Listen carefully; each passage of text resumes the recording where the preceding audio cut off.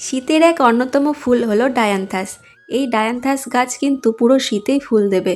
আর এই গাছের বীজ থেকে খুব সহজেই চারা তৈরি করা যায়। তো এই গাছেরই যত্ন তোমরা কিভাবে করবে সেটারই ছোট্ট একটা ট্রিপস এই ভিডিওতে তোমাদের সঙ্গে শেয়ার করছি। ডায়ান্থাস আর পিটুনিয়া গাছের সমান পরিচর্যা। গাছের ছোটবেলা থেকেই পিঞ্চিং করতে হবে। আর যখন ফুল ফোটে ফুলগুলো পুরনো হয়ে যাবে সেগুলোকে গাছ থেকে আলাদা করে দিতে হবে। তাহলে নতুন করে অনেক কুড়ি আসবে, অনেক ডালও বেরোবে, আর ফুল অনেক বড়ও হবে। দেখো আমার এই গাছটা এখনও কত নতুন নতুন ডাল বেরোচ্ছে। তো এই গাছে কি করতে হবে, প্রতি সপ্তাহে একবার করে খাবার দিতে হবে। তো খাবার দেওয়ার আগে গাছের মাটিটা একটু খুঁড়ে নিচ্ছি। যে কোনো গাছে খাবার দেওয়ার আগেই গাছের মাটিটা খুঁড়ে নেওয়া অবশ্যই প্রয়োজন।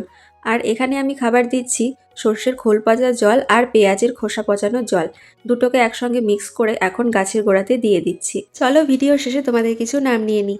জান্নাত আর প্রভা, তোমাদেরকে অনেক অনেক ভালোবাসা। আর ভিডিওটা কেমন লাগলো জানিও কিন্তু। আজ তবে আসি, বাই।